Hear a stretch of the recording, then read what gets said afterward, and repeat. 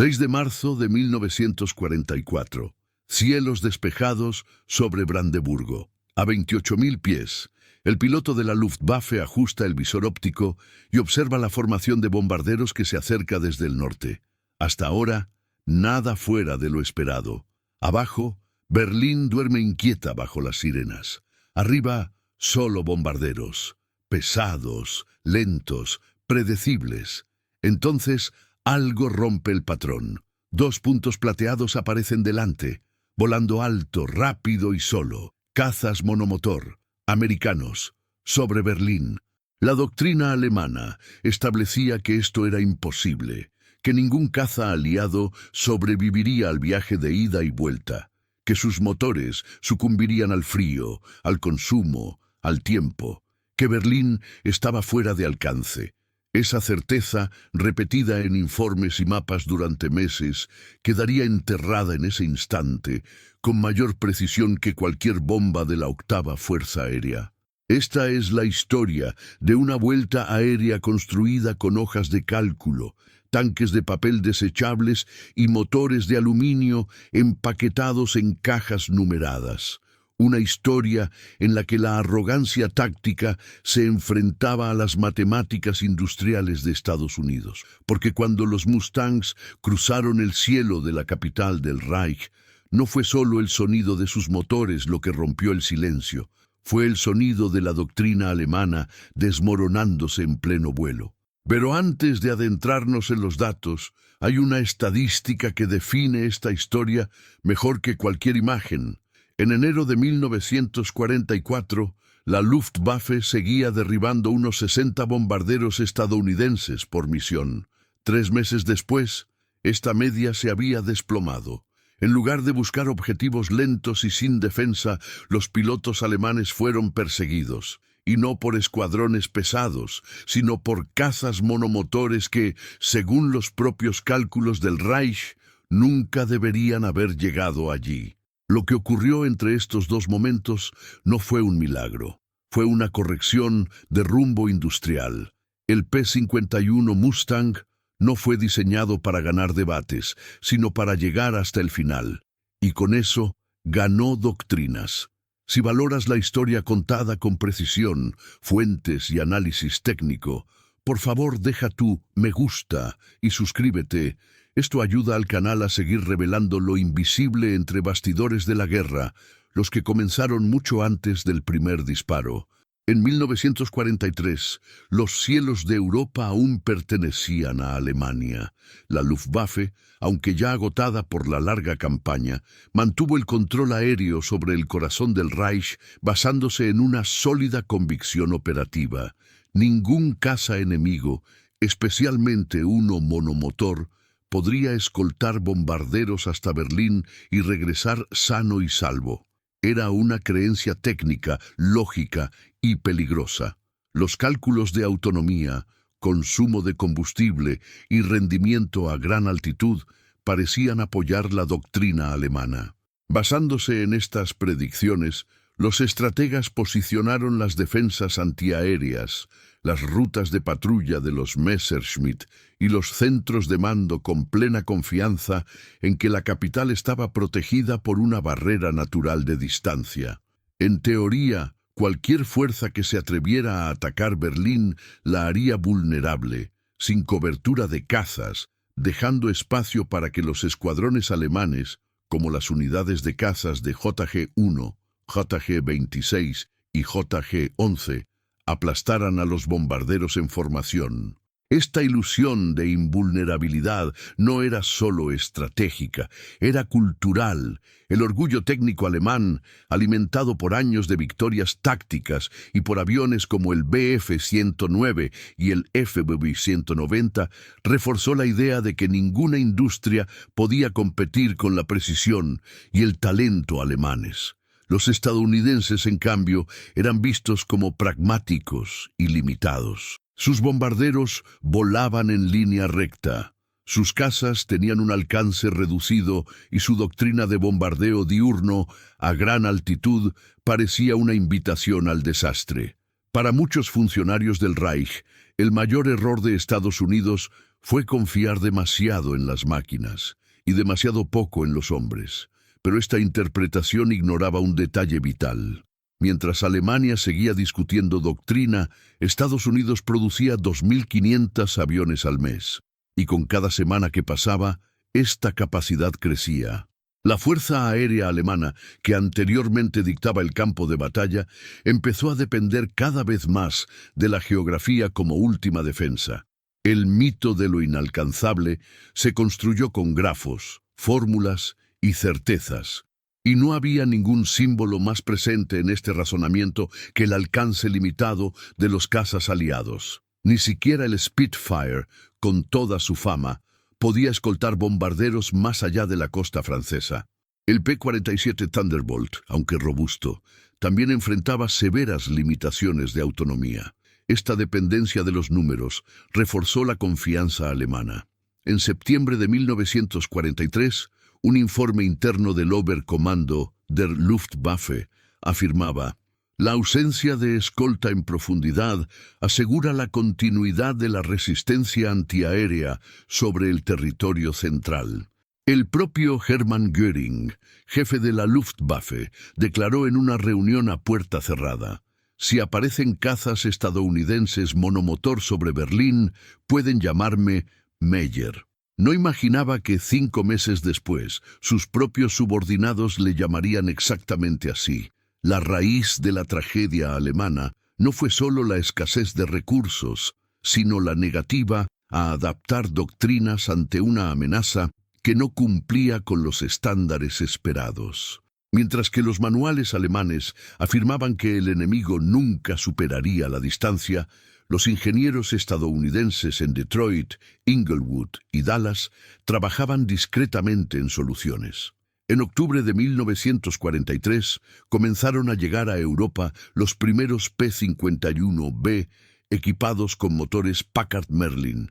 Con tanques desechables de papel impregnado de parafina, estos aviones duplicaban su alcance operativo sin alertar los cálculos enemigos. La ingeniería estadounidense, lejos de cualquier heroísmo romántico, abrazó la brutal simplicidad de la eficiencia. Un caza de aluminio con un alcance de 2.700 kilómetros surgió como una respuesta silenciosa al dogma de la distancia. En enero de 1944 ya había 240 Mustangs operativos en Inglaterra. La Luftwaffe conocía su existencia, pero subestimó su capacidad. La producción mensual estadounidense, sumada al enorme entrenamiento de pilotos, convirtió la estadística en una avalancha. Y aquí está el hecho que muchos alemanes optaron por ignorar. Entre 1942 y 1944, Estados Unidos produjo unos 100.000 aviones, mientras que Alemania apenas alcanzó un tercio de esa cifra. Si esto te sorprende, escribe en los comentarios: la logística gana. Por cada piloto experimentado derribado por la Luftwaffe, los estadounidenses podían producir 10 nuevos. Y con cada Mustang entregado, la tesis de la invulnerabilidad alemana murió un poco más. Aún así, el alto mando mantenía la ilusión. La doctrina no fue revisada. Los interceptores se basaron en distancias calculadas para enfrentamientos a corta distancia, y las tripulaciones alemanas quedaron a merced de una realidad que se acercaba, plateada, rápida y silenciosa. Lo que la Luftwaffe llamaba el límite técnico, los estadounidenses lo llamaban el problema de ingeniería, y así fue. Pero, ¿qué ocurre cuando la creencia de una nación choca con la evidencia de sus propios cielos? Cuando los ojos de un piloto veterano ven lo imposible volando junto a su cabina, rumbo al centro del Reich. Es en este momento cuando la doctrina se desmorona. Y ahí es donde comienza la siguiente parte. En enero de 1944 comenzaron a circular informes en los sofocantes pasillos de los cuarteles de la Luftwaffe. Los oficiales de campo informaron de algo fuera de lo común. Se habían avistado cazas aliados monomotor en regiones donde, según todas las predicciones, no podían estar. No fue un incidente aislado. En el sector del segundo cuerpo de caza, cerca de Hannover, un grupo de Bf-109 fue sorprendido por un par de aviones que realizaron maniobras a alta velocidad a mayor altitud, sin perder rendimiento. El teniente Hans Ulrich Siebert, veterano del Frente Oriental, escribió en su informe de combate: estos no eran Thunderbolts. Eran más delgados, más silenciosos, y estaban allí donde no había forma de que pudieran estar. El informe fue presentado como una probable identificación errónea. La negación llegó rápida y sistemáticamente. El Ministerio del Aire del Reich, bajo órdenes directas de Göring, clasificó los informes como producto de una tensión psicológica en combate. Se advirtió a los agentes que insistieran en este tipo de información. En algunos casos, fueron amenazados con un consejo de guerra por difundir desinformación con potencial desmoralizante. Al mando del JG-11, el experimentado Hermann Graf describió su frustración en un memorando interno. La tecnología enemiga avanza más rápido de lo que nuestras doctrinas admiten. Ignorar esto es un suicidio operativo. Su comentario fue omitido en la versión final enviada a Berlín. El sistema nazi no afrontó bien los imprevistos. En lugar de adaptarse, enmarcaba. En lugar de investigar, reprimió. La estructura burocrática de la Luftwaffe se preocupaba más por preservar la narrativa de la superioridad del Reich que por reaccionar a las señales del campo. El dogma había sustituido al análisis, y dentro de esta lógica cerrada, cualquier hecho que contradijera la doctrina era descartado. Mientras tanto, los informes seguían acumulándose. En misiones sobre la región industrial del Ruhr, pilotos del JG-26 describieron ataques coordinados por cazas desconocidos que aparecían de repente, disparaban con precisión y desaparecían a más de 600 km/h. La inteligencia de la Luftwaffe atribuyó los episodios a Spitfires modificados, una suposición conveniente pero técnicamente inviable. Los británicos no realizaban misiones tan profundas en territorio alemán, y los Spitfire, por su propia naturaleza, no tenían la autonomía para tal incursión. La negativa a admitir la presencia del P-51 Mustang fue más que ciega, fue institucionalizada. La máquina de guerra alemana se había convertido en un organismo alérgico a la adaptación.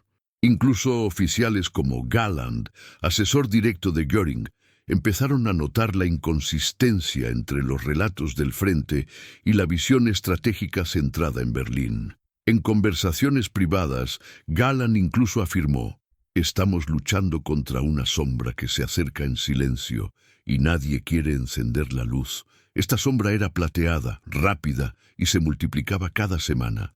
El alto mando prefería apostar por estadísticas, pero utilizó cifras antiguas basadas en una realidad de hace 6 meses. Mientras tanto, los Mustangs con tanques auxiliares de papel alquitrán duplicaron su alcance, escoltando bombarderos hasta Leipzig, Frankfurt y finalmente Berlín. La guerra cambió de forma, pero el Reich se negó a cambiar su perspectiva. En un caso emblemático, un joven piloto del JG-3 fue llamado para aclarar tras informar que había sido perseguido por 2 cazas monomotor extrañamente silenciosos en las cercanías de Dessau. Al presentar su relato, fue interrumpido por un mayor de la sección de inteligencia que dijo: estabas a gran altitud, la percepción está alterada. El enemigo aún no dispone de los medios para tal penetración. Reescribe el informe según el patrón esperado. El patrón esperado. Esa era la expresión clave. El mundo real ya había cambiado, pero el mando alemán seguía operando bajo modelos mentales desde el inicio de la guerra, cuando la Luftwaffe dominaba los cielos de Europa con ataques aéreos y sorpresa táctica. Ahora, en 1944, el enemigo ya no necesitaba sorpresa.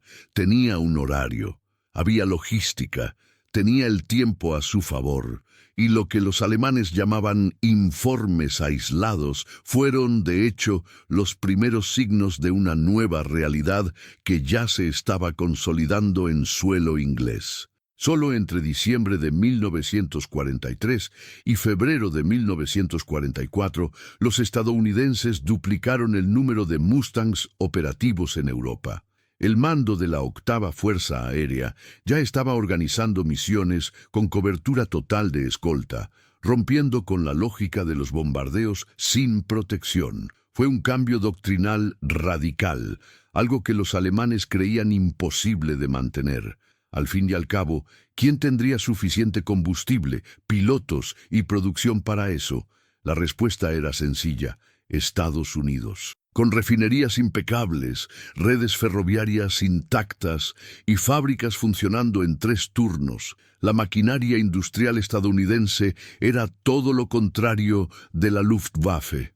Allí, cada problema se resolvía con volumen, con redundancia, con millones de litros de queroseno, toneladas de aluminio y tanques de papel alquitrán que costaban céntimos. Y aunque los comandantes alemanes insistían en que esto era una ilusión, las formaciones de Mustangs se acercaban cada vez más. Informe tras informe, el patrón se volvió innegable. Pero cuando la verdad llama a la puerta de una ideología, a menudo es la puerta la que se rompe, no la creencia. Lo que la Luftwaffe ignoró en enero se volvería irreversible en marzo, porque cuando los ojos no pueden ver, el impacto viene a través del sonido, y el sonido que empezaría a resonar sobre Berlín no sería el de bombas, sería el rugido familiar de los motores, acompañado de algo que no esperaban oír, el silbido de luchadores solitarios que no deberían estar allí, pero lo eran, y estaban aquí para quedarse. Lo que los alemanes consideraban imposible se resolvió con una mesa de dibujo, un motor británico adaptado y tanques de papel encerado. El P-51B Mustang no fue el resultado de una revolución repentina, sino de la suma silenciosa de decisiones técnicas que juntas formaron un arma capaz de romper el eje central de la doctrina aérea alemana. En el centro de la transformación estaba el motor Packard Merlin P1653, una versión estadounidense, producida bajo licencia de Rolls-Royce, del legendario motor Merlin que impulsaba los Spitfire británicos. La fusión de la aerodinámica original del Mustang y la potencia de un motor probado en combate ha generado algo poco común en tiempos de guerra: un caza versátil, rápido y fiable con mayor alcance. En pruebas realizadas en Inglaterra, en septiembre de 1943, el nuevo P-51B demostró una velocidad de más de 700 km/h en crucero, manteniendo un rendimiento estable incluso por encima de los 30.000 pies. La estructura de la aeronave, diseñada con un perfil laminar, redujo la resistencia y permitió un vuelo eficiente durante largos periodos. El secreto, sin embargo, no estaba solo en el motor, fue en sencillez aplicada con valentía. Los depósitos de combustible externos, diseñados para ser desechables, estaban hechos de cartón prensado con cera y fibra. Cuestan menos de 30 céntimos por unidad. Al vaciarse, se lanzaban sobre territorio hostil para reducir peso y resistencia. Cada uno de estos tanques permitió al Mustang volar más de 500 kilómetros adicionales, transformando lo que era un caza de corto alcance en una lanza estratégica que atravesó el corazón del Reich. La Luftwaffe nunca vio venir esto. Sus cálculos se basaban en patrones previos, en los que los cazas aliados debían regresar tras 150 o 200 kilómetros de escolta. La aparición de un avión con un radio de acción superior a 1.600 kilómetros, volando en parejas con bombarderos hacia Berlín y regresando sin un aterrizaje intermedio, simplemente no existía en las ecuaciones de sus analistas. Para los alemanes, las matemáticas del cielo eran estáticas, pero los estadounidenses trataban las matemáticas como una herramienta dinámica, un problema logístico que se resolvía con escala, repetición y material sencillo. El genio del Mustang no estaba en un solo elemento, sino en la combinación.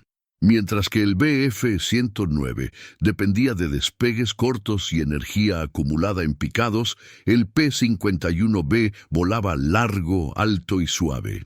Era una plataforma de escolta y combate, no una máquina de ataque a corto plazo.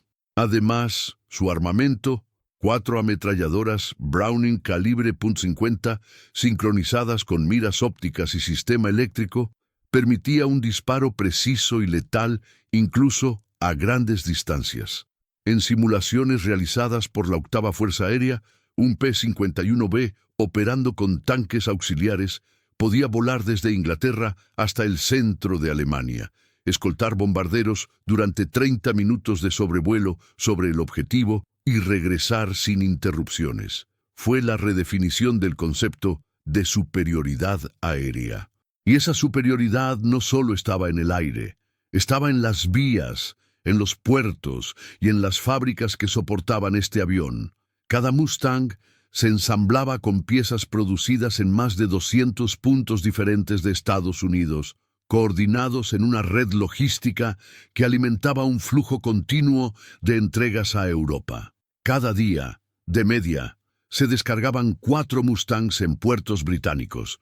En enero de 1944, esta media aumentó a 10. La Luftwaffe, por su parte, empezaba a enfrentarse a escasez de materiales críticos. Aluminio, goma, gasolina de aviación, todo fue racionado o destruido en bombardeos. La producción alemana de cazas, aunque técnicamente sofisticada, ya no podía seguir el ritmo de las pérdidas en el frente. Mientras tanto, los Mustangs no solo llegaron, sino que regresaron. La tasa de supervivencia de los P-51B era notablemente superior a la de los P-46 y P-38, incluso en misiones a profundidad. La combinación de velocidad, resistencia y alcance situó a los pilotos estadounidenses en ventaja táctica y psicológica. Y desde febrero de 1944, esta ventaja comenzó a traducirse en números. Los Mustangs no solo escoltaban, sino que cazaban. En operaciones coordinadas, esquivaban formaciones de bombarderos para patrullar zonas cercanas a aeródromos alemanes, esperando a que los cazas del Reich despegaran y derribándolos antes de que pudieran siquiera ganar altitud. Fue el inicio de la ofensiva aérea total. El enemigo ya no estaba mirando hacia el cielo, se desintegraba en la vía. Los propios pilotos de la Luftwaffe, veteranos como Steinhoff y Trautloff, se dieron cuenta de que se enfrentaban a algo sin precedentes. En un relato de posguerra, Johannes Steinhoff lo resumió. Esperábamos una escolta corta. Trajeron cazas que volaron más lejos que nuestros bombarderos. Desde entonces, supimos que habíamos perdido. Esta pérdida no fue inmediata, pero era constante, irreversible. El Mustang era la prueba de que la guerra moderna no podía ganarse solo con valentía o talento individual. Se ganó con diseño, transporte, mantenimiento, adaptación y, sobre todo, con humildad ante el problema. Porque lo que los alemanes llamaban una limitación técnica, los americanos llamaban un desafío de ingeniería. Decidido, con papel, con Merlín, con el mapa en la mano y el cronómetro en la pared de la fábrica.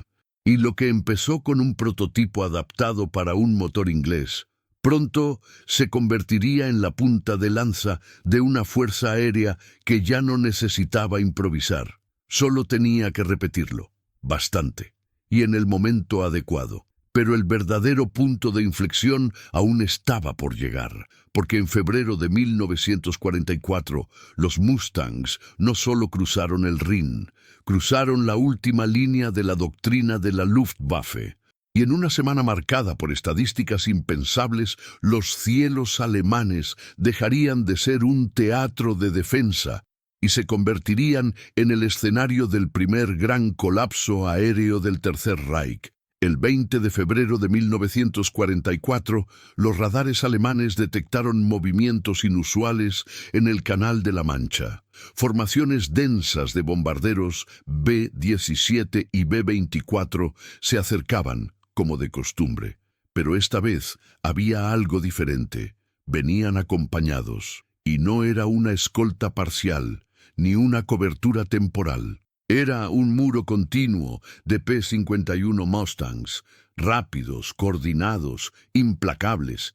Esa semana sería conocida por los aliados como la Gran Semana. Para los alemanes, fue el comienzo de un colapso silencioso. Durante 7 días consecutivos, las fuerzas aéreas estadounidenses lanzaron más de 3.800 misiones de bombardeo contra fábricas de aviones, refinerías de combustible sintético, depósitos logísticos y líneas ferroviarias. La estrategia era sencilla: no destruir solo objetivos. Destruye la capacidad de responder. Por primera vez, los cazas aliados no solo protegieron formaciones, salieron de caza. Patrullaron el espacio aéreo alemán como depredadores, lanzando en picado sobre bases aéreas y aniquilando aviones antes de ganar altitud. En muchas ocasiones, los Bf-109 y Fw-190 fueron derribados con el tren de aterrizaje aún descendiendo. La Luftwaffe, que antes dictaba los términos de la batalla aérea, ahora se apresuraba a reaccionar, y perdió hombres que no podían ser reemplazados. Solo durante la Gran Semana, Alemania perdió más de 600 cazas y 100 pilotos veteranos. Los números están fríos, pero el impacto fue humano.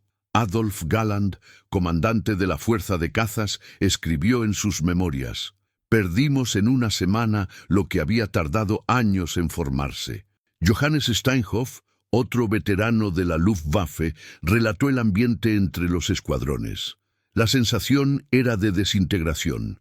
Teníamos aviones, pero no pilotos. Teníamos doctrina, pero no tiempo. La estructura de defensa aérea alemana, construida en torno a la creencia en el corto alcance enemigo, no estaba preparada para cazas que volaban hacia Leipzig y regreso.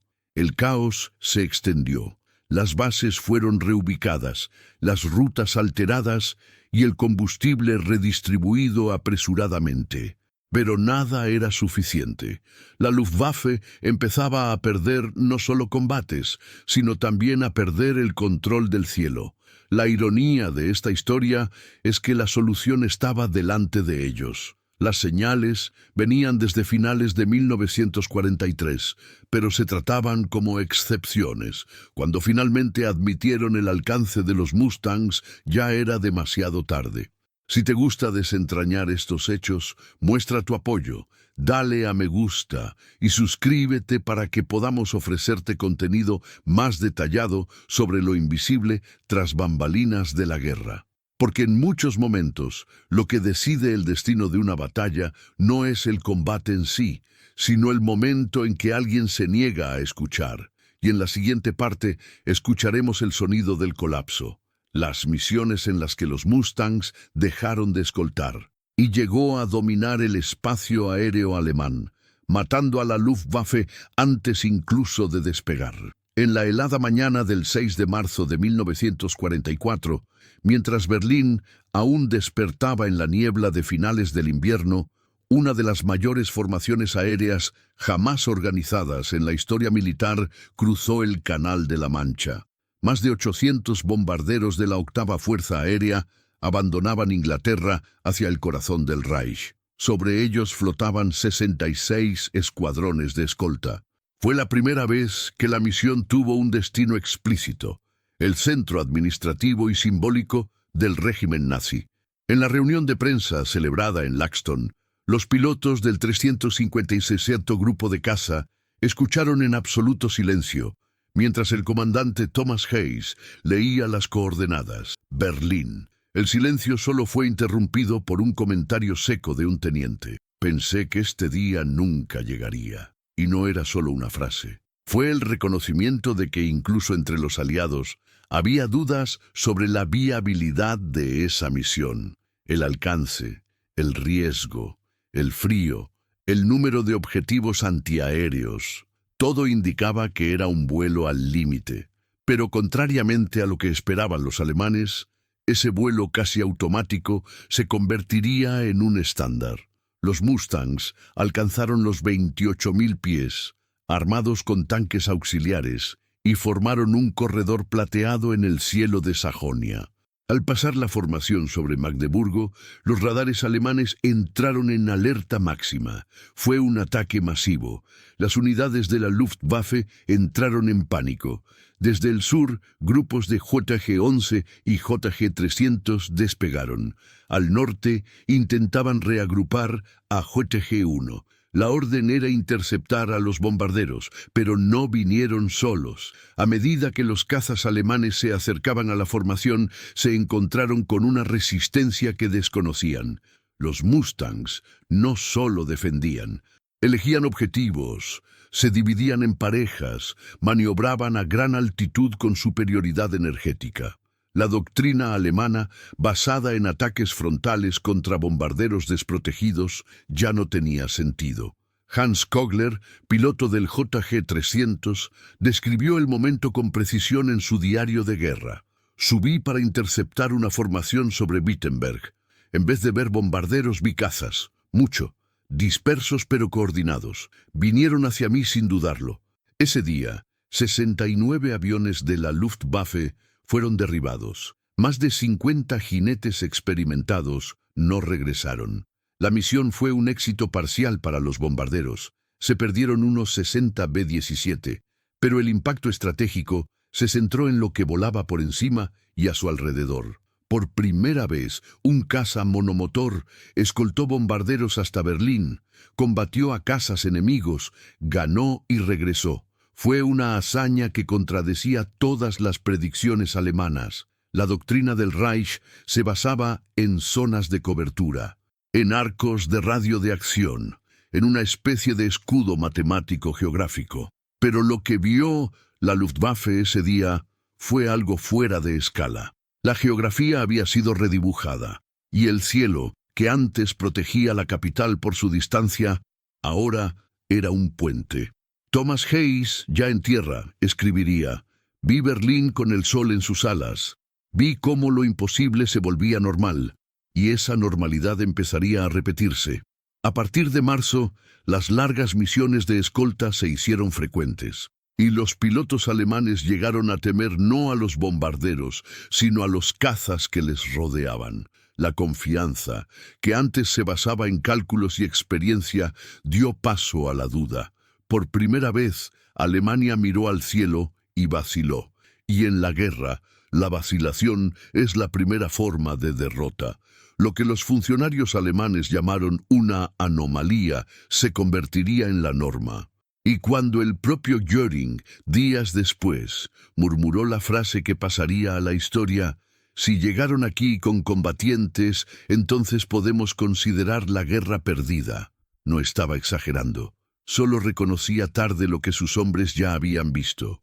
Lo imposible ahora tenía nombre, color plateado y una huida directa a la capital del Reich. Pero la verdadera derrota aún no se había completado. Porque en la siguiente parte veremos qué ocurrió cuando estos cazas no solo lucharon, sino que cazaron sistemáticamente la columna vertebral de la Luftwaffe, aeródromo por aeródromo. La noticia llegó al Ministerio del Aire con frialdad estadística. Cazas monomotor habían sido avistados y confirmados sobre Berlín, escoltando bombarderos hasta el objetivo y regresando eficientemente. Ya no había dudas. Los informes no solo provenían de observadores en tierra, sino también de pilotos veteranos, hombres condecorados, acostumbrados al rigor técnico y la precisión táctica de la Luftwaffe.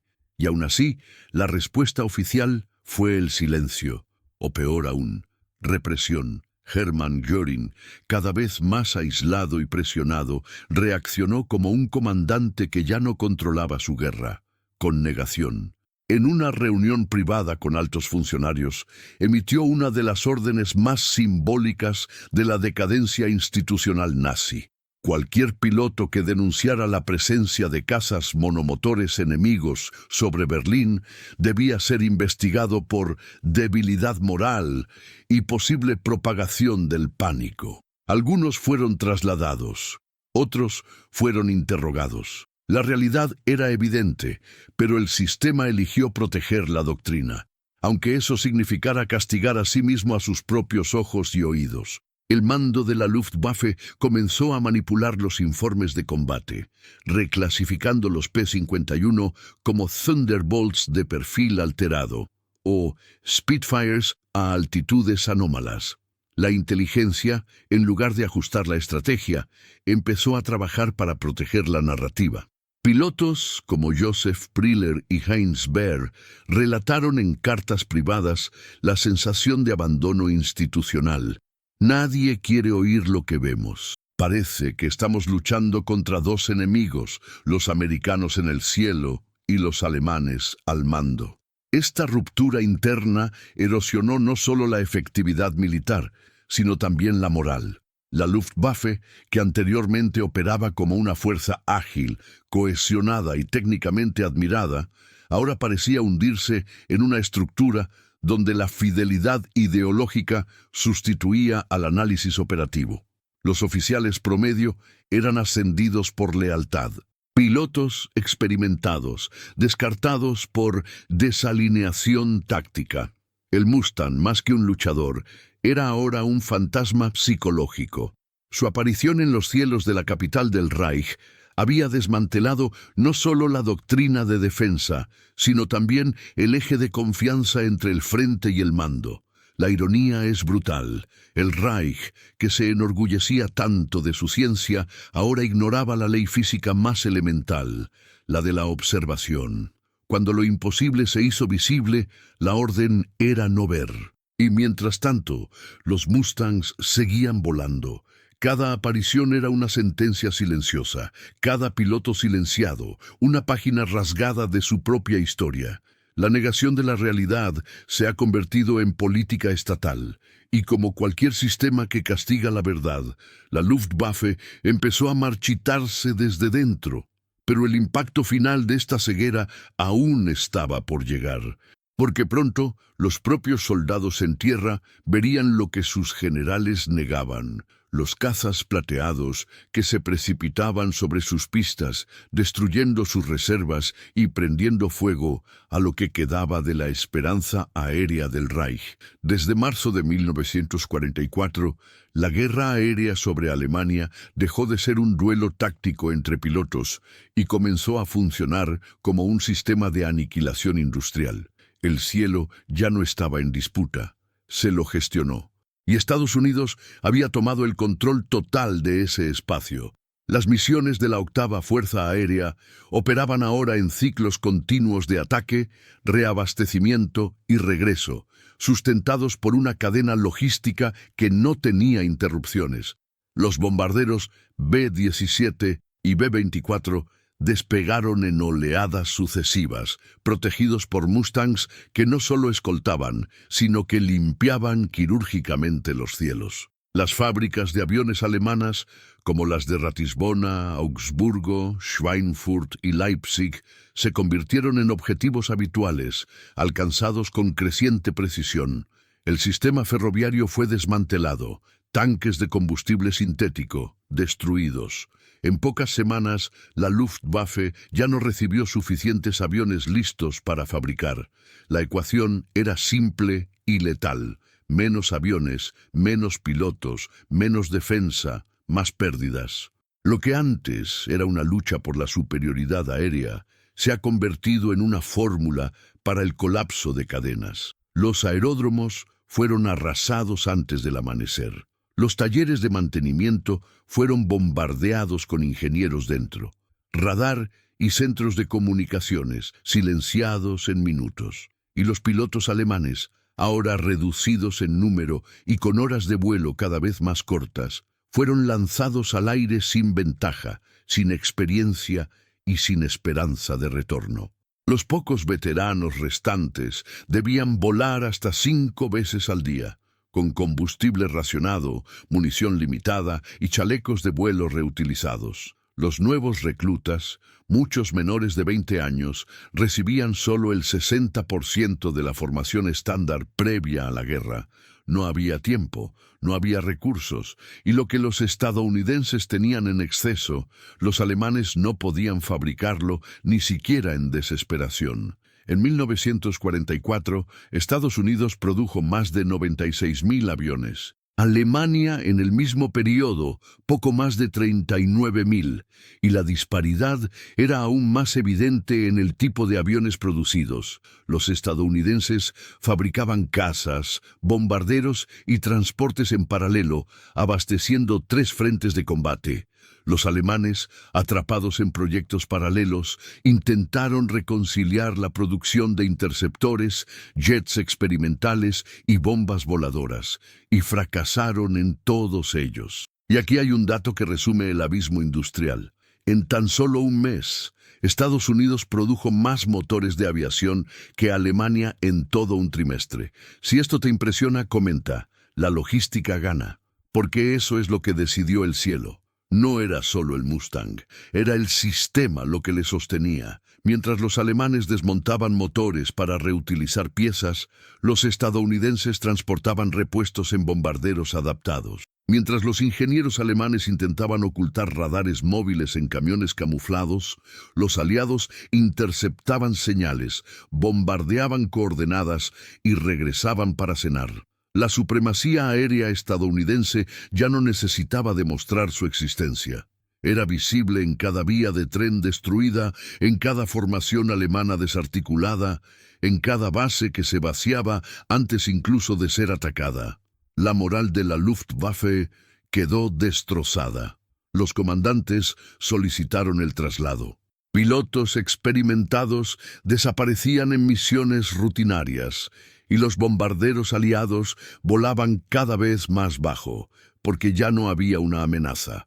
El cielo del Reich se había convertido en un pasillo de metal, pero incluso con todas estas señales, una última esperanza aún pendía sobre el alto mando alemán.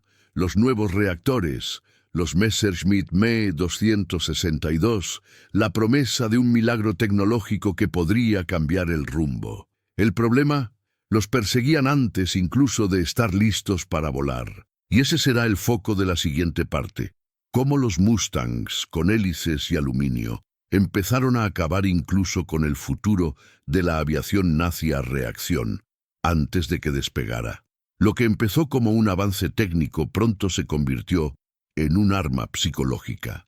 El P-51 Mustang, inicialmente visto solo como plataforma de escolta, llegó a representar algo más grande: la presencia constante, silenciosa e imbatible del enemigo.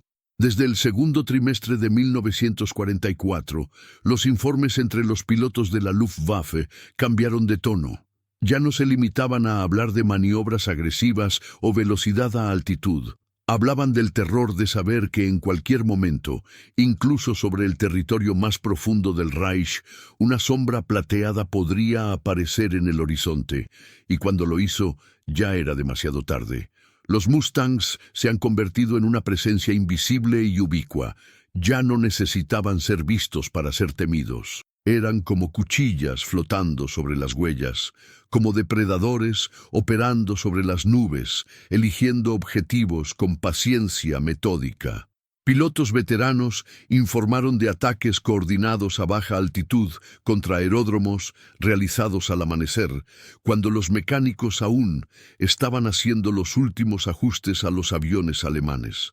Los novatos, muchos con menos de 10 horas de vuelo en combate, vieron cómo sus superiores eran asesinados antes de despegar. Algunos abandonaron la misión mientras seguían en la pista. Otros intentaban despegar en ángulos forzados, chocando o dañando a sus propios cazas. Un piloto anónimo del JG-54 escribió en su diario: «El Mustang no solo nos caza en el aire, nos persigue en sueños. El miedo se transmitía en silencio. Ya no había heroísmo, había evasión. Muchos jóvenes de la Luftwaffe empezaron a adoptar prácticas de sabotaje ligero, simular fallos de motor, dañar equipos de radio, alegar problemas de oxígeno. Era un esfuerzo inconsciente de autopreservación ante una amenaza que parecía haber ganado incluso antes del combate. Y había una razón estadística detrás de este terror. De media, la esperanza de vida de un nuevo piloto de caza alemán entre mayo y julio de 1944 era de solo 11 días en operación activa, un ciclo tan corto que hacía inviable cualquier aprendizaje táctico. Estos jóvenes no solo perdieron batallas, sino que también perdieron la oportunidad de convertirse en combatientes. Y el Mustang fue el instrumento de esta ruptura. Los comandantes intentaron mantener la disciplina con discursos y castigos, pero los ojos de los supervivientes contaban otra historia. Walter Krupinski, un as de la Luftwaffe con más de 170 victorias, dijo en una entrevista de posguerra: «El problema no era solo táctico, era una locura. Sabíamos que en cualquier momento un Mustang nos vería, y cuando eso ocurrió, estábamos muertos». La supremacía estadounidense no se limitaba al número de aviones. Era una guerra de tiempo, entrenamiento, combustible, piezas, mapas, coordinación y descanso.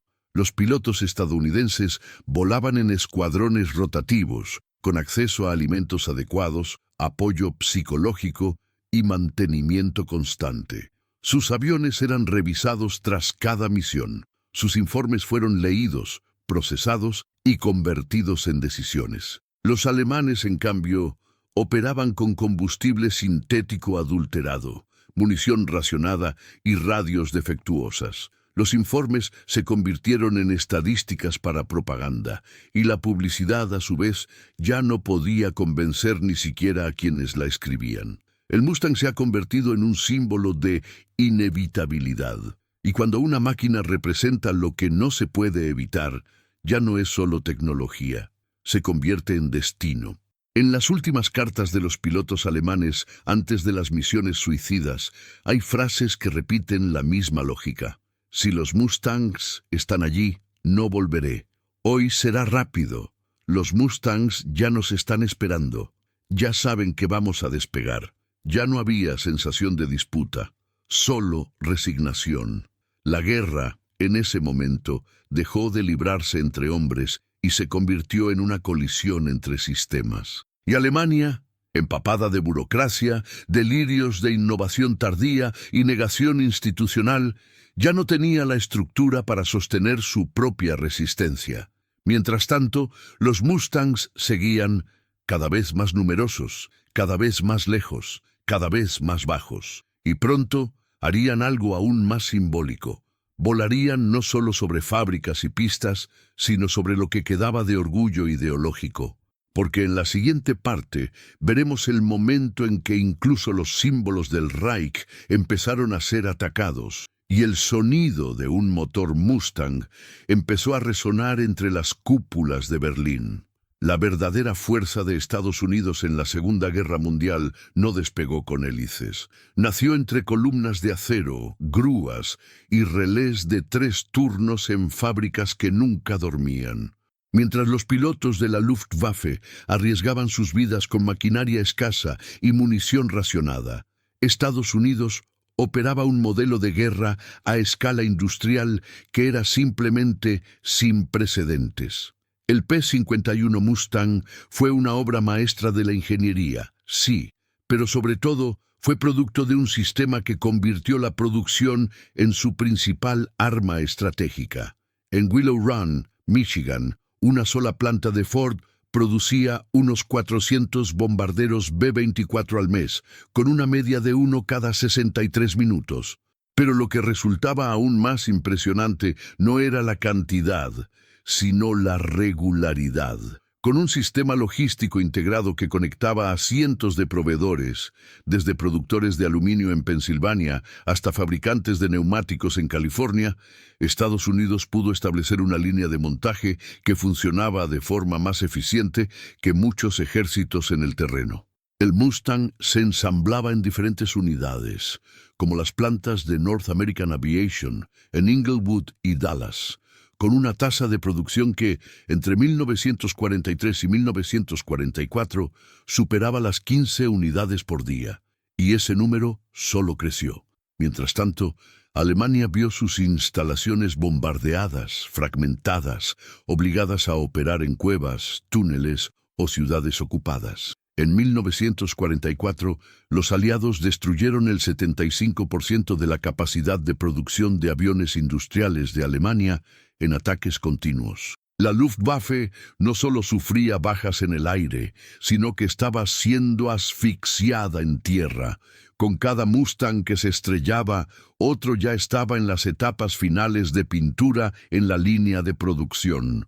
Pero por cada piloto alemán perdido, no hubo reemplazo. El tiempo medio de entrenamiento de un piloto estadounidense bajó de 6 meses a 90 días, con simuladores, manuales estandarizados y campos de entrenamiento dedicados. El piloto alemán, en cambio, con cada vez menos combustible y aviones disponibles, comenzó a entrenar en planeadores o cazas obsoletos. Un as alemán caído representaba meses, a veces años, de entrenamiento desperdiciado y un vacío que no podía llenarse. Cada mes, Estados Unidos entrenaba a cientos de nuevos pilotos. Alemania, bajo bloqueo y colapso logístico, apenas pudo reabastecer a sus unidades. La Luftwaffe se convirtió en una fuerza de la memoria. Veteranos en inferioridad numérica, novatos inexpertos y una cadena de mando que ya no podía ocultar su deterioro. El Mustang, en este contexto, era la punta visible de un iceberg que involucraba minas de bauxita, refinerías, líneas ferroviarias, fábricas, sindicatos y toda una nación centrada en la producción bélica. La doctrina estadounidense no era solo combate, era un reemplazo. ¿Estaba el enemigo derribando un caza? Surgió otro. ¿Derribó un escuadrón? 2 estaban en entrenamiento. Cada victoria táctica alemana iba acompañada de un silencio incómodo, la certeza de que sería anulada en cuestión de días. Los alemanes la llamaron guerra interminable. Los estadounidenses lo llamaron planificación. Y el sistema era tan completo que incluso incluía reservas de motores almacenadas para cambios rápidos, kits de mantenimiento simplificados para suelo europeo y escuadrones de ingeniería dedicados a construir aeródromos en tiempo récord. Mientras Alemania trabajaba en soluciones para mantener el Me-262 funcionando con queroseno adulterado, los estadounidenses volaban Mustangs con combustible de avión refinado, filtros importados y repuestos que llegaban en barcos, trenes y aviones de carga. La guerra del Reich se libró de forma improvisada. La guerra de los Estados Unidos, de precedencia y escala. Un Mustang no era solo un luchador. Fue el resultado de una red de producción continental, y cuando esa red se mueve, ni siquiera un imperio entero puede resistirse. En agosto de 1944, mientras la Luftwaffe intentaba reorganizar sus defensas con nuevos cazas y diseños de emergencia, los estadounidenses ya habían producido más de 5.000 Mustangs. En comparación, la producción total de todos los aviones alemanes al final de la guerra apenas alcanzó las 1.400 unidades, la mayoría destruidas en tierra. Si esto te sorprende, merece la pena reflexionar y comentar: poder absoluto. Porque ese era el mensaje silencioso que cruzaba los cielos de Alemania en cada vuelo del Mustang. No era solo superioridad técnica. Era la victoria fabricada, montada, empaquetada y enviada cada día en turnos las 24 horas. Y cuando una guerra se convierte en una competición entre líneas de montaje, no es la valentía lo que decide, sino la escala. Pero incluso ante esta avalancha de producción, el Reich seguía creyendo que podía darle la vuelta a la situación con una innovación radical. Y en la siguiente parte entraremos en la mente de los diseñadores alemanes que apostaron por el Me 262 como el arma del futuro, sin darse cuenta de que el presente ya había sido conquistado.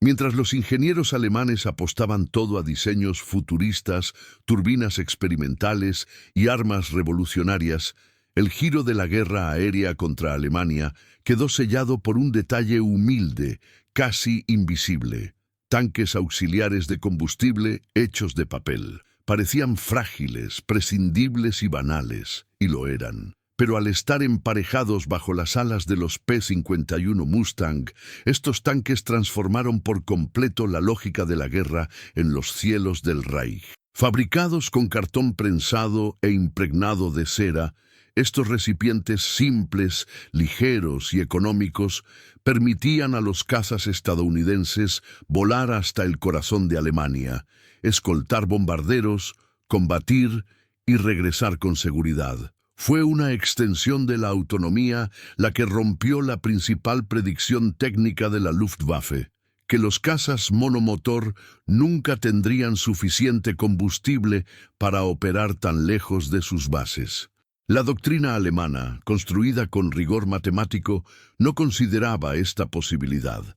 Los planificadores de defensa aérea predijeron bombardeos, sí, pero siempre sin escolta. Y toda la estructura de intercepción del Reich se diseñó basándose en esto. Cuando los Mustangs empezaron a aparecer en los cielos de Berlín, Praga y Viena, la reacción fue de incredulidad. Algunos comandantes incluso sugirieron que los estadounidenses estaban usando versiones bimotor del Mustang. Tal fue la sorpresa ante la presencia sostenida de estos cazas tan lejos de sus bases. Pero la respuesta estaba mucho más cerca del suelo de lo que se imaginaba. Los tanques de papel desechables eran tan baratos que podían producirse por miles, usarse solo una vez y tirarse antes del combate. Combinaban alcance con rendimiento. Durante el avance hacia el objetivo, los Mustang conservaron combustible de los depósitos principales, consumiendo el contenido de los auxiliares. Al acercarse al espacio aéreo enemigo, descartaron los tanques, aligerando el peso y recuperando la máxima agilidad para el combate. Era una solución que combinaba simplicidad e inteligencia, y una que ningún planificador alemán había considerado siquiera.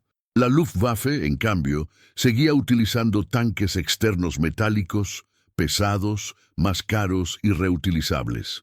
Exigían el regreso a la base para su reutilización, un lujo que la nueva realidad de la guerra ya no permitía. Mientras los pilotos estadounidenses soltaban sus tanques y se lanzaban al combate con poca diferencia, los cazas alemanes despegaban con fuerza pesada, con combustible insuficiente y órdenes desesperadas de conservar recursos. En muchos casos, los tanques de papel de los Mustang ni siquiera se tenían en cuenta en los cálculos de interceptación alemanes. En informes capturados tras la guerra, oficiales como el Oberstleutnant Friedrich Vollbrach del sector de análisis estratégico seguían insistiendo en que la presencia constante de cazas monomotor aliados tan lejos de sus bases desafía los límites conocidos de la autonomía operativa. La verdad era aún más inquietante.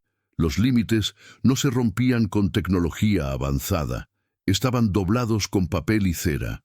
Una solución banal, realizada en cadenas de montaje civiles y utilizando materiales comunes, había neutralizado la arquitectura de defensa aérea del Tercer Reich. La ironía era amarga. Alemania, cuna de ingenieros como von Braun, Messerschmitt y Porsche, fue derrotada no por un arma más poderosa, sino por una idea más sencilla, y esta simplicidad se multiplicó. Cada escuadrón equipado con tanques auxiliares duplicaba su área de patrulla. Esto permitió operaciones simultáneas en varios puntos del territorio alemán, ejerciendo presión sobre centros de producción, ferrocarriles, refinerías y aeródromos. Los Mustangs dejaron de ser interceptores, se convirtieron en cazadores, localizaban al enemigo en tierra, esperaban los despegues, elegían formaciones vulnerables y atacaban con precisión. Pilotos como George Preddy y Chuck Yeager informaron de misiones en las que pasaban horas sobrevolando áreas críticas, protegidos por su autonomía ampliada, esperando cualquier señal de movimiento enemigo. Era una superioridad en tiempo, espacio y oportunidad, comprada con un cilindro de papel desechable. Si la Luftwaffe aún tenía dudas sobre el impacto de este invento, bastaba con mirar las estadísticas. En menos de 6 meses tras la introducción de los tanques auxiliares de papel a gran escala, la tasa de pérdidas de la Luftwaffe aumentó un 150%. Ya no había refugio, ni distancia, ni matemáticas. Los Mustangs siempre estuvieron ahí, porque ahora podían estarlo, y esta capacidad, silenciosa y subestimada, fue una de las piezas fundamentales del colapso estratégico de la Fuerza Aérea Nazi. Un pequeño detalle, olvidado en la planificación alemana, alteró el curso de la guerra. Y mientras la Luftwaffe apostaba todo en jets experimentales que apenas despegaban del suelo, Estados Unidos apostaba por la réplica inteligente de lo que funcionaba. Esa era la diferencia. Y fue esta diferencia la que llevó a Alemania a perder una guerra no solo en el cielo, sino en el papel. Pero la confianza estadounidense no se limitó a los tanques adicionales. Porque pronto, incluso el sonido de los motores de los Mustang empezaría a cambiar, y lo que los alemanes oirían en los cielos en los meses siguientes sería algo aún más inquietante: el rugido coordinado de un ataque global, sostenido por combustible, pilotos y una voluntad incesante. Hubo un momento, entre finales del verano y principios del otoño de 1944, en el que los pilotos estadounidenses notaron algo extraño en los cielos sobre Alemania. Ya no había combate. Volaron sobre las mismas rutas de bombardeo, los mismos objetivos industriales, las mismas zonas de concentración enemiga, pero no encontraron resistencia. No se levantaban cazas enemigos, ninguna batería antiaérea pudo seguir el ritmo. Era como si la Luftwaffe hubiera desaparecido, pero no ha desaparecido. Se desintegró poco a poco por falta de todo, especialmente del tiempo. En pocos meses, la máquina aérea nazi pasó de ser el protagonista de la guerra a un fantasma sin estructura, sin combustible y, sobre todo, sin pilotos. Los Mustangs, que hasta abril habían enfrentado feroz resistencia sobre las ciudades alemanas, comenzaron a patrullar en formaciones silenciosas, con escuadrones enteros volando en silencio sobre zonas que antes se consideraban inaccesibles. Era un nuevo silencio, un silencio que no venía de la paz, sino del colapso. La Luftwaffe ya ni siquiera podía reaccionar porque sus campos estaban vacíos, sus hangares volados y sus tanques secos. La ironía era cruel. Una de las fuerzas aéreas más temidas del siglo XX ahora era vigilada desde arriba como una ruina arqueológica que aún humeaba la destrucción de refinerías de combustible sintético, como las de Pölitz, Leuna y Berlin. Selló el destino de la Fuerza Aérea Alemana. La producción cayó de 180.000 toneladas al mes a menos de 5. 0 en diciembre de 1944, y casi ninguna de esas toneladas llegó a los aviones. La prioridad era el ejército, los tanques, los camiones de las SS. Los luchadores tuvieron que esperar, o simplemente no despegar. En cientos de relatos aliados, los pilotos describen la misma escena. Mustangs sobrevolando aeródromos abandonados, aviones enemigos cubiertos de lonas, técnicos recogiendo piezas, oficiales observando con prismáticos, sin hacer nada. La Luftwaffe se había convertido en espectadora de su propia caída. Y si los alemanes aún dudaban del colapso, los números gritaban a gritos. En mayo de 1944, la Luftwaffe contaba con unos 1.400 cazas operativos. En enero de 1945, ese número había caído a menos de 300 listos para volar, con solo entre 80 y 100 disponibles al día, dada la escasez de piezas y combustible. En contraste, Estados Unidos voló más de 14.000 aviones en suelo europeo, de los cuales 2.500 eran cazas de escolta activos. Una proporción de casi 10-1. Si esto te sorprende, escribe en los comentarios datos impactantes, porque estos datos explican más que cualquier informe. Explican el silencio. Y este silencio no solo fue percibido por los aliados. Los pilotos alemanes supervivientes describen sentirse derrotados incluso antes de la batalla. Günther Rall, uno de los mayores ases del Reich, declaró tras la guerra: el sonido del Mustang se convirtió en el presagio del final. Cuando no oímos nada por la radio, ya sabíamos que estaban allí. Este estar allí llegó a significar más que presencia. Era una dominación absoluta del aire. En ciudades como Dresde, Leipzig y Chemnitz, los Mustang escoltaban bombarderos con tal libertad que sobrevolaban zonas de baja altitud, realizaban giros amplios, identificaban objetivos tácticos y reanudaban la formación sin ninguna amenaza real.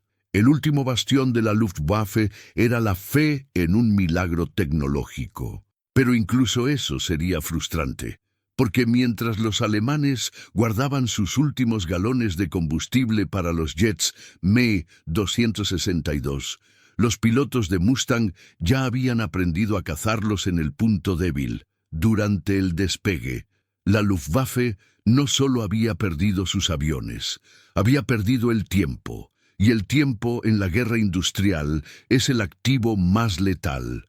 Cuando las fábricas americanas funcionaban a plena capacidad, Alemania se retiraba a cuevas e instalaciones subterráneas.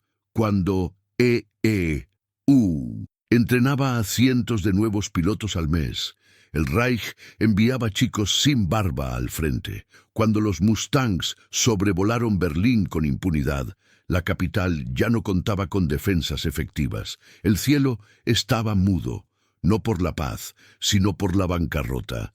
Y ese silencio fue para muchos más perturbador que la lucha, porque dejó claro que ya no había más guerra que ganar, solo un final que se acercaba en vuelos bajos. Pero no todos aceptaron el colapso, porque mientras la Luftwaffe se desmoronaba, el alto mando alemán seguía apostando por el futuro.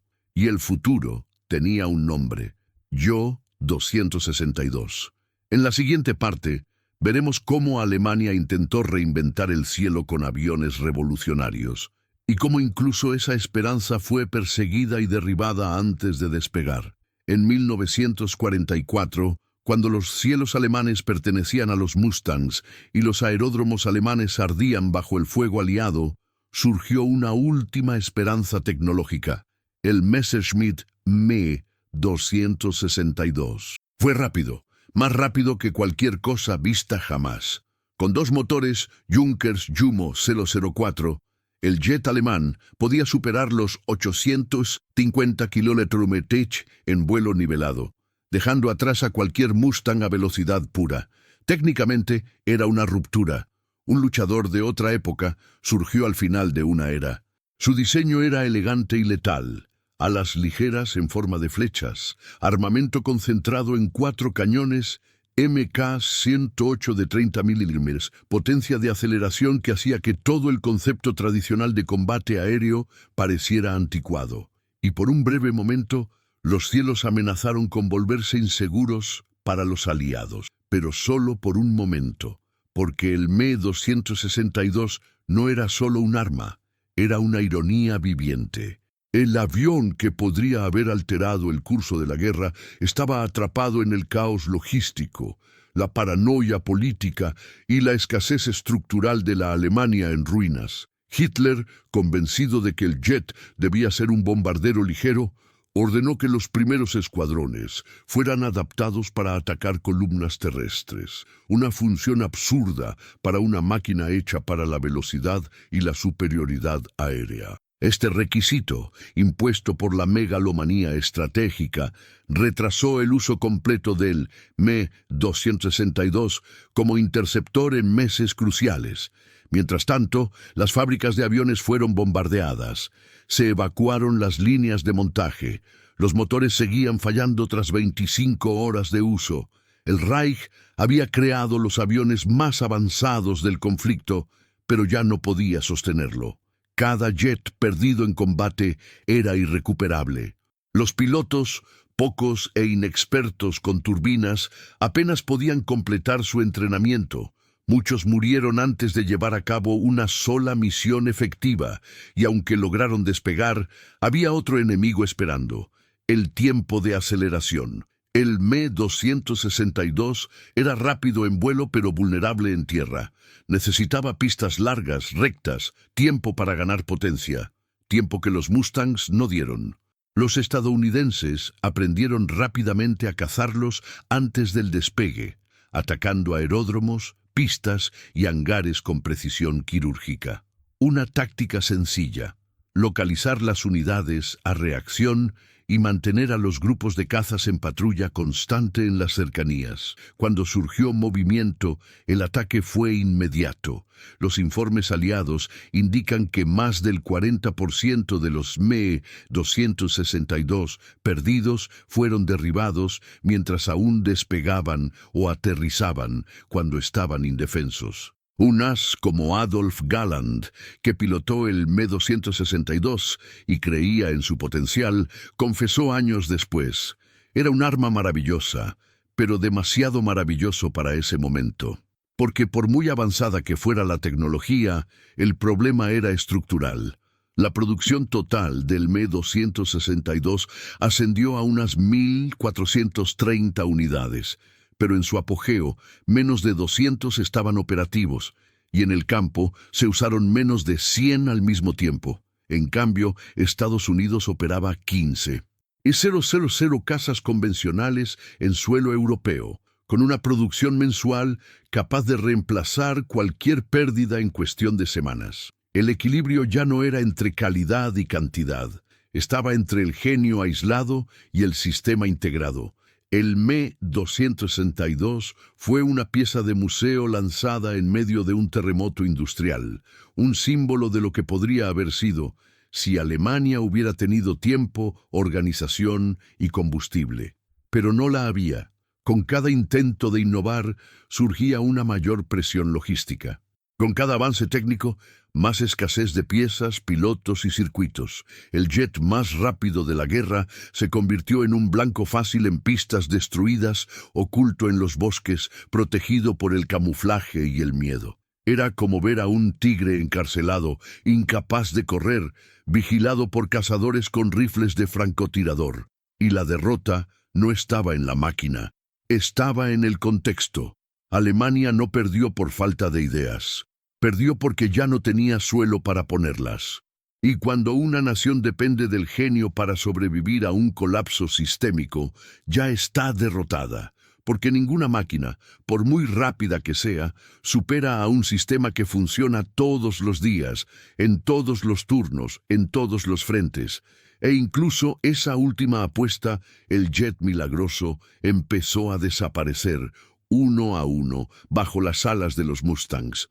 Pero la historia aún guardaba un último acto de ironía, porque mientras Alemania luchaba por lanzar sus jets desde pistas camufladas, Estados Unidos se preparaba para algo aún más impensable: una nueva generación de cazas que, incluso sin motores, dominarían completamente los cielos. Y en la siguiente parte veremos cómo se consolidó el dominio aéreo hasta volverse absoluto, no solo con la tecnología, sino con algo que el Reich ya no podía fabricar: el tiempo.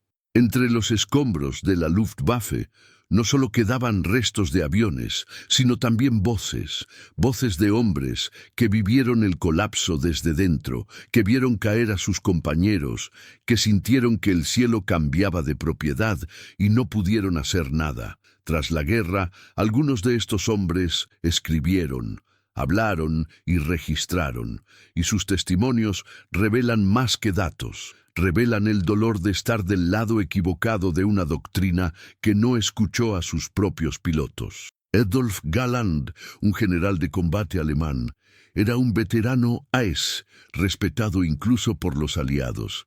Pero en las fases finales de la guerra, sus intentos de reorganizar la defensa aérea fueron saboteados por burócratas e ideólogos. En sus relatos, describe la impotencia de ver rechazadas sus peticiones, sus propuestas ignoradas y sus pilotos enviados a morir sin combustible, sin entrenamiento, sin apoyo.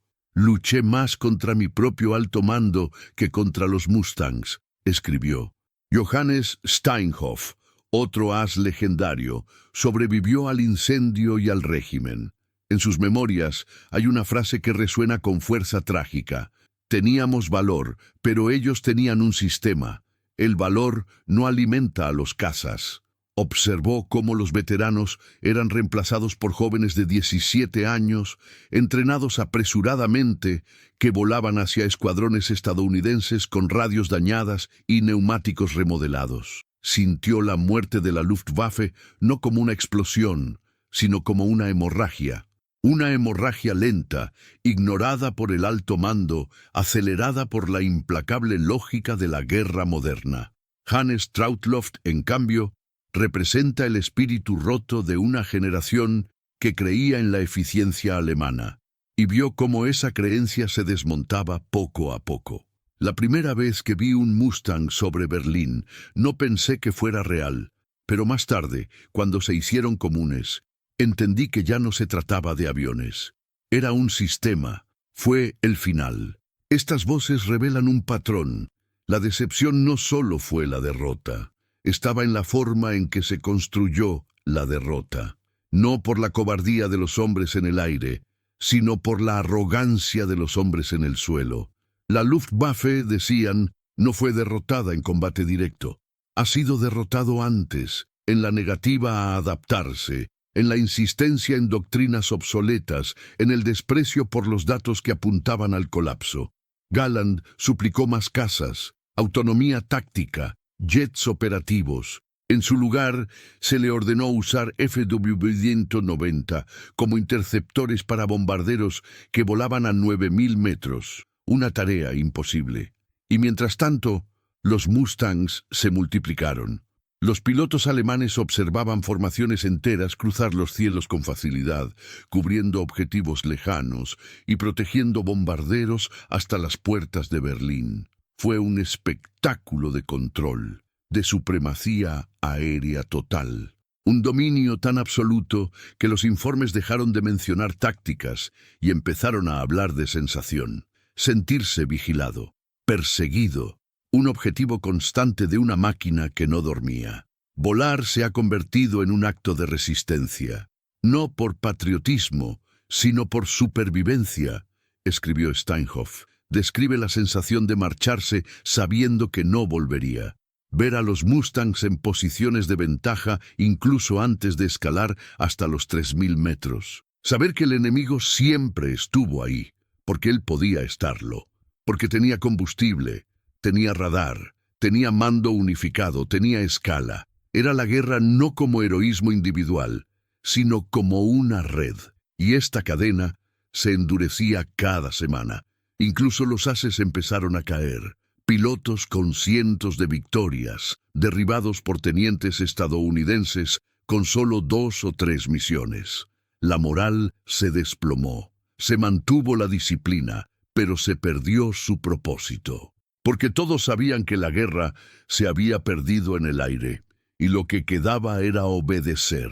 Muchos de estos hombres sobrevivieron, y pasaron el resto de sus vidas intentando entender cómo una fuerza tan poderosa colapsó con tanta rapidez. Encontraron la respuesta no en las armas, sino en los métodos, en número, en constancia, porque mientras la Luftwaffe perseguía el genio, los estadounidenses estandarizaban la eficiencia. Mientras los alemanes formaban héroes, los aliados formaban escuadrones. Y al final, eso fue lo que ganó. No el vuelo más audaz, pero el siguiente, y la siguiente, y la siguiente. Un ritmo que Alemania ya no podía seguir. Pero incluso en el bando derrotado, existía admiración. Galland incluso declaró en 1954, el Mustang era el arma perfecta, no porque fuera imbatible, sino porque estaba donde debía estar, cuando tenía que estar. Y estar en el lugar adecuado, en el momento adecuado, es la esencia de la guerra aérea moderna. Pero el impacto de estos informes va más allá de la técnica. Humanizan la caída.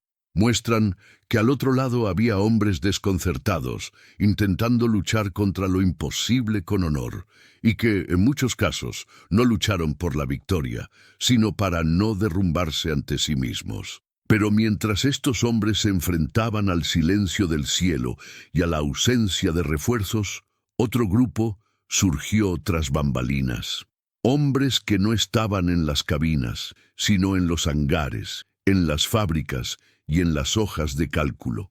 Porque en la siguiente parte entenderemos quiénes fueron responsables de mantener el sistema que hizo posible todo esto, y cómo comenzó la victoria con papel, tornillos y escalas de producción. En mayo de 1945, Europa estaba en ruinas. Los caminos del Reich se habían convertido en pilares de rendición. Las torres de radio de la Luftwaffe quedaron en silencio para siempre, y los últimos generales del aire, ahora prisioneros, esperaban juicio, interrogatorio o simplemente tiempo. Fue en uno de esos días, en un campamento improvisado para oficiales de alto rango en Mondorf-les-Bains, cuando un simple gesto condensó el fin de una era.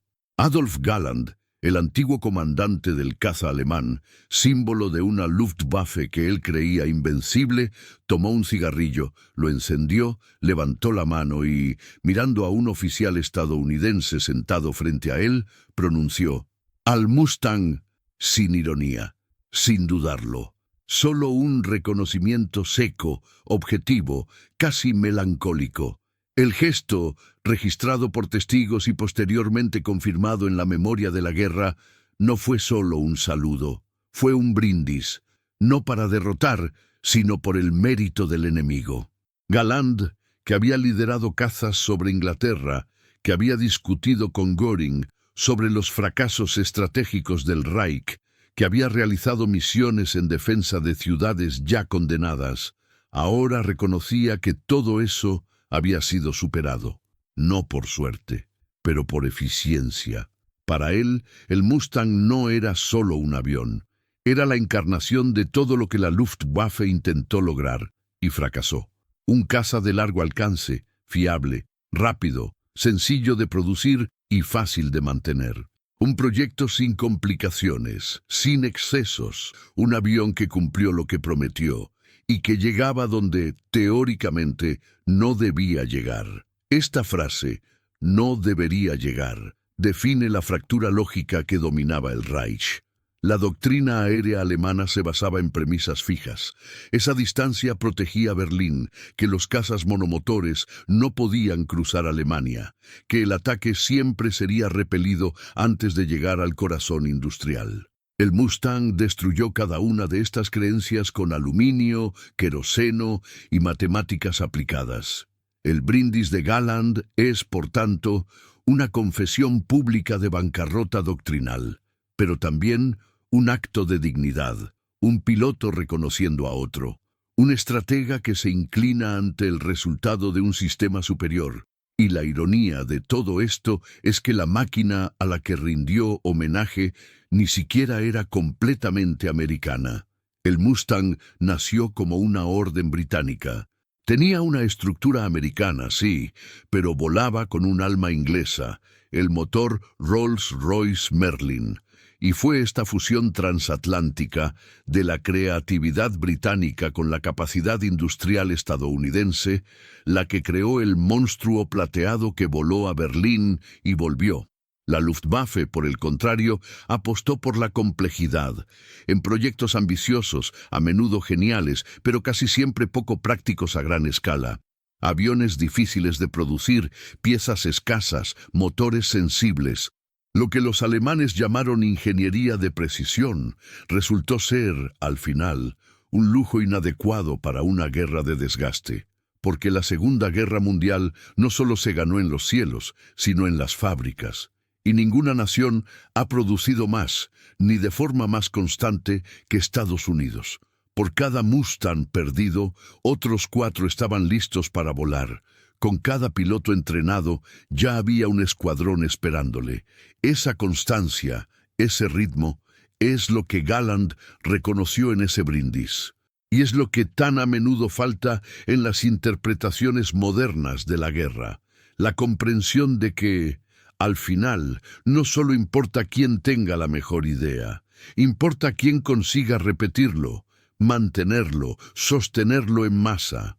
La ironía de esta historia es que la solución siempre estuvo a la vista: alcance, simplicidad, escala. Elementos que Alemania ignoró por orgullo técnico y rigidez estratégica.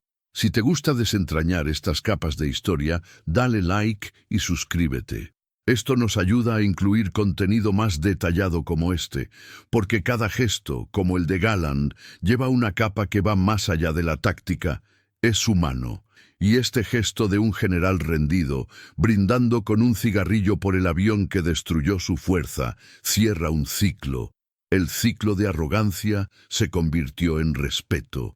Pero la historia del Mustang aún reserva un último capítulo, porque, aunque los alemanes reconocieron la derrota, los aliados ya miraban hacia el futuro.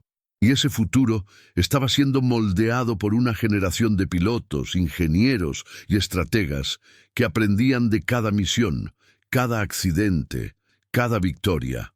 En la próxima entrega, veremos cómo el legado del P-51 fue más allá de la guerra y redefinió los cielos de posguerra, no como arma, sino como símbolo de la época en la que la ingeniería prevaleció sobre la ideología. El cielo sobre Berlín en marzo de 1944 no era solo el escenario de una misión militar, sino el reflejo de un punto de inflexión histórico. Cuando aparecieron los Mustang escoltando bombarderos al corazón del Reich, no solo la Luftwaffe se sorprendió. Era toda una doctrina, una forma de pensar, una fe ciega en verdades técnicas que ya no resistía al mundo real. La derrota no vino con explosiones, sino con la fría realización. Todo lo que creían sobre el alcance, la logística, la superioridad, estaba equivocado. Y más grave, llevaba meses equivocado, pero nadie se había atrevido a admitirlo. Lo que enseña el episodio de los Mustangs no es solo sobre ingeniería o capacidad industrial. Enseña sobre escuchar, sobre la visión, sobre humildad estratégica. La Alemania nazi tenía científicos brillantes, pilotos formidables, tecnología de vanguardia, pero estaba atrapada en un pensamiento cerrado. Mientras tanto, los aliados ponían a prueba, cometían errores, copiaban, se adaptaban. Transformaron los depósitos de papel desechables en un factor de alcance estratégico. Convirtieron motores británicos en piezas para una línea de producción americana y hicieron de la improvisación un método. Esta flexibilidad, más que cualquier bomba, fue el elemento decisivo, porque, en última instancia, la guerra moderna no solo la ganan quienes tienen más armas, sino también quienes piensan con más flexibilidad. Los relatos de los pilotos alemanes revelan el impacto emocional de esta percepción. No era solo el miedo a los Mustangs, era el temor de darse cuenta de que el enemigo ya había visto antes, que había apostado bien, que había renunciado a su orgullo para abrazar lo que funcionaba. El P-51 no era el mejor caza del mundo porque fuera perfecto. Era el mejor porque era suficiente en todo el tiempo. Lo suficientemente rápido, lo bastante ligero, lo bastante resistente, lo suficientemente letal y disponible en cantidad. Esta combinación es el retrato de la guerra del siglo XX. No siempre gana la mejor idea, sino la idea replicable. Y este concepto va más allá del conflicto armado. Se aplica a empresas, naciones, civilizaciones. ¿Cuántas veces han colapsado imperios no por fuerza externa, sino por arrogancia interna? ¿Cuántos líderes han despreciado las advertencias porque parecían absurdas? ¿Cuántas veces se ha ignorado lo simple porque parece indigno de atención? La historia de los Mustang sobre Berlín es en esencia una historia de sordera, de una élite militar que no quería escuchar a sus propios pilotos, de un sistema que ya no podía asimilar datos que contradecían sus certezas, y de un enemigo que con calma industrial construyó la respuesta en silencio. Porque mientras Alemania diseñaba cazas revolucionarios, Estados Unidos fabricaba suficientes cazas, en miles por mes. Solo la planta de Willow Run produjo más de 8.000 Mustangs, no para ganar con genialidad, sino para ganar con constancia, y eso lo dice todo.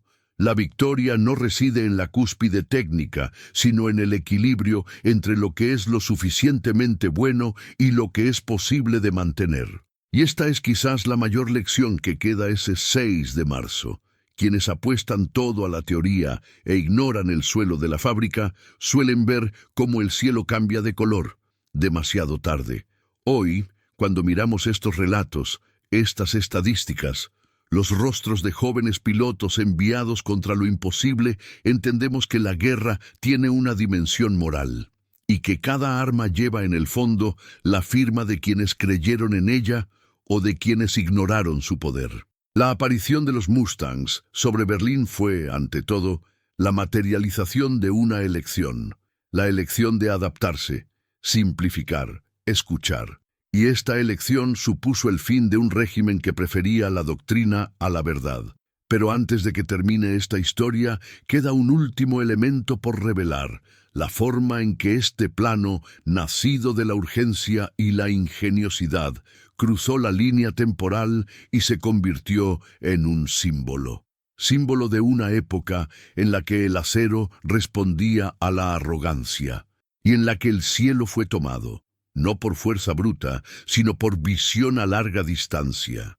Hoy, 70 años después de los combates, el cielo aún resuena con el sonido de un motor que cambió la guerra. El profundo e inconfundible retumbar del Rolls-Royce Merlin sigue cortando el aire en exhibiciones aéreas sobre las llanuras americanas, el campo europeo y las celebraciones históricas. No como una amenaza, sino como un recuerdo vivo. Los P-51 Mustang que sobrevivieron, unos 150 aún en condiciones de vuelo, son restaurados pieza a pieza, pintados con los colores originales de escuadrones como el 351 o 357 Grupo de Cazas, y exhibidos con reverencia en eventos que mezclan tecnología y emoción. Muchos de ellos no son solo máquinas, son reliquias sostenidas por manos con sangre de la historia. Hijos de pilotos, nietos de ingenieros, restauradores dedicados a devolver el brillo al aluminio y la tensión al joystick, porque saben que algo más grande que un avión vuela dentro.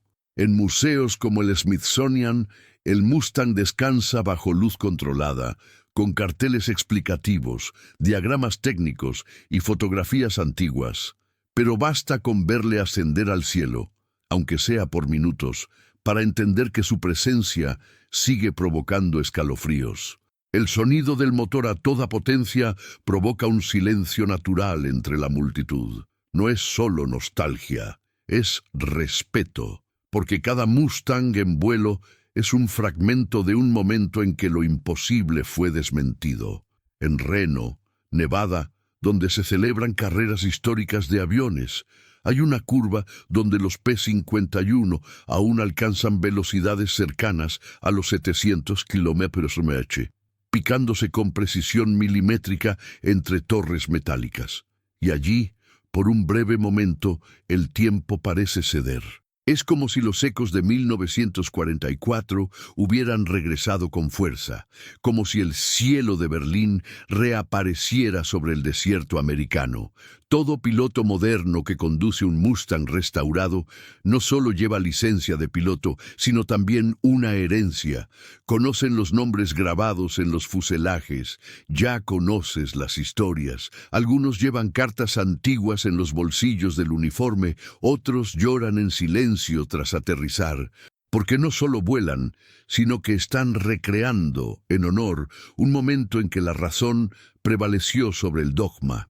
En uno de los encuentros más emotivos jamás registrados, un veterano del 352º Grupo de Cazas, ya con más de 90 años, presenció el despegue del mismo Mustang que pilotó en 1944. Cuando vio que la aeronave ganaba altura, no dijo ni una palabra. Simplemente levantó la mano en señal de saludo. El avión había regresado, pero no solo él.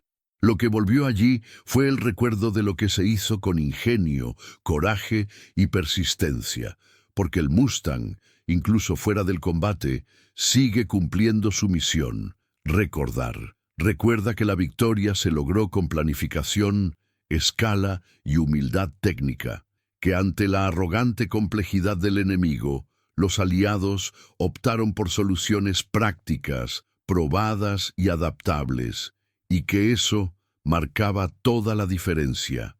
Hoy en día, iniciativas como la Fundación Collins, la Fuerza Aérea Conmemorativa y cientos de museos locales mantienen viva esa herencia, con talleres especializados, pilotos y ingenieros certificados dedicados exclusivamente a la preservación de piezas auténticas. Cada tornillo tiene una historia, cada acelerador tiene marcas de combate.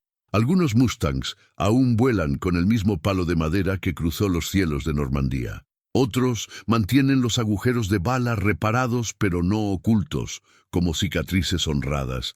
Y hay algo aún más simbólico. En muchos de estos aviones, el panel frontal lleva un pequeño cartel, en memoria de quienes no regresaron. Esa frase resume la misión actual del P-51. Ya no es un arma, es un memorial, un monumento que vuela, y eso, cuando vuelas, enseña que no se gana solo con poder, sino con dirección. Que la lógica industrial, combinada con simplicidad y valentía, puede cambiar el destino de las naciones. También enseña que el adversario más peligroso es quien escucha, aprende y actúa rápidamente, y que, muchas veces, la solución está delante de los ojos, pero requiere humildad para ser aceptada. En 1944, los cielos de Alemania fueron ocupados por aviones que no debían estar allí. En 2024, los cielos de la memoria son ocupados por estos mismos aviones, volando como recordatorio. El sonido de Merlín sigue cortando el aire, pero ahora no anuncia destrucción, anuncia legado, un legado construido sobre aluminio, sudor y perseverancia, y eso aún reserva en la última inmersión una revelación sorprendente, porque hay un grupo específico de Mustangs que, incluso hoy, llevan una historia poco conocida. Y eso nos lleva directamente a la siguiente parte de este viaje. La historia del Mustang sobre Berlín no termina en los humos de los motores ni en las páginas de los manuales militares. De hecho, comienzan cuando miramos el presente y nos damos cuenta de cuánto sigue hablando de nosotros. Porque en el fondo, cada generación construye sus propios territorios imposibles, sus propias doctrinas inmutables, sus propios mapas de certeza.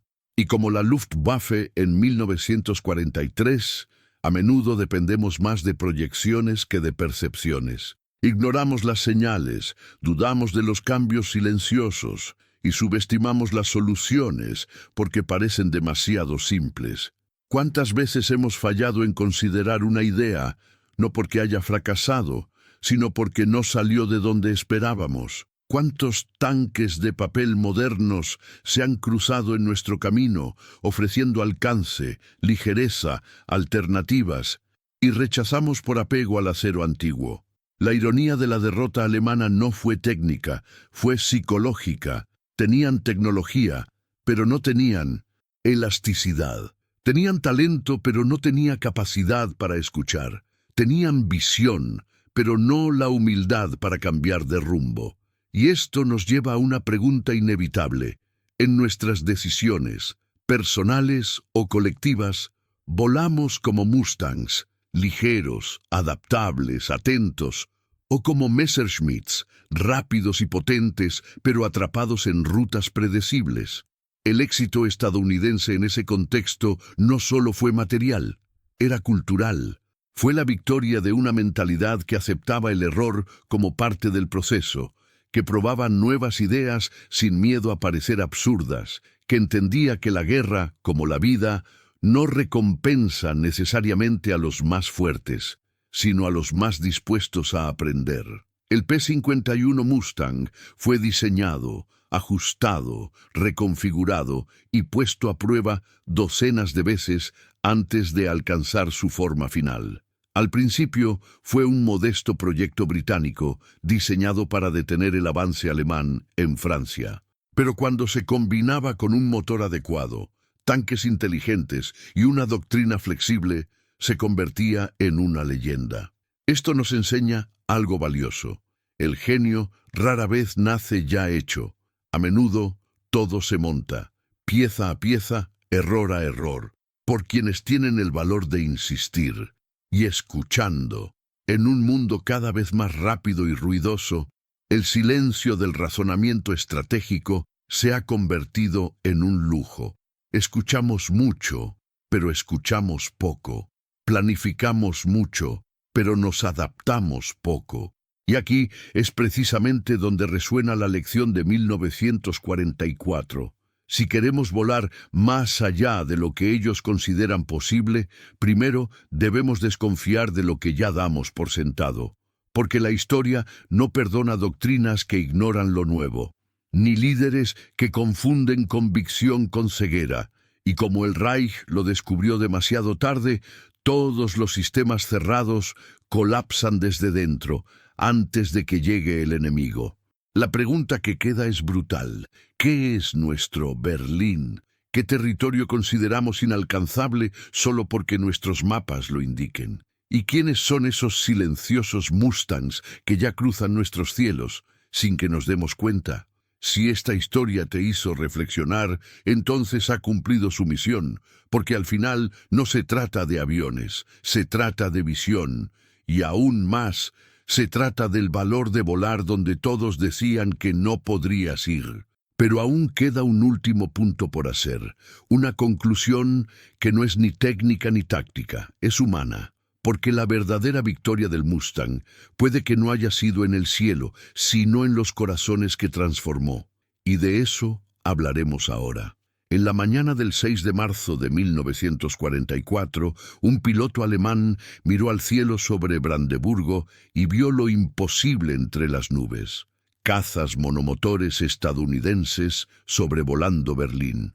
Hoy, al final de este viaje, entendemos que ese momento no fue una anomalía. Fue la consecuencia de una cadena de decisiones, de una doctrina anclada en el pasado, de un imperio que ignoró el cambio silencioso en las matemáticas de la guerra.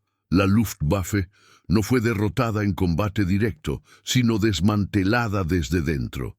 No perdió por falta de valor, sino por exceso de certeza. El Reich apostó por la élite, por la táctica, por la ideología, y despreciaba la lógica, la producción, la elasticidad estratégica. Fue derrotado no solo por aviones mejores, sino por una visión de la guerra que comprendía el siglo XX, producción en serie, inteligencia adaptativa, dominio del tiempo y el volumen. La gran lección de esta historia es tan directa como una explosión de .50. La logística gana donde falla la valentía. La victoria rara vez pertenece a los más rápidos, pero casi siempre a los más consistentes. Estados Unidos entendía esto. Convirtieron fábricas en arsenales, números en estrategia, y cada Mustang en un multiplicador de alcance, moral y dominio. Y al final, incluso los propios enemigos lo reconocieron. En sus memorias, Albert Speer, ministro del Reich de Armamento, fue brutalmente honesto. Perdimos esta guerra porque los americanos sabían cómo construir y sabían cómo reabastecerse. Si valoras esta búsqueda de hechos, de contexto y de verdad histórica, apoya este canal, deja el like, suscríbete ahora y activa la campana, para que nos ayudes a mantener viva la memoria y la revelación de historias reales como esta. Y en los comentarios escribe, ¿cuáles fueron los datos más impactantes para ti en este vídeo? Porque en esta historia, cada número era una bala silenciosa en el corazón de una doctrina que no quería cambiar. No te vayas todavía. Escucha la próxima historia real que aparecerá en pantalla. Recuerda siempre, la logística determina la estrategia. Mira el siguiente video aquí en el canal con otra historia increíble.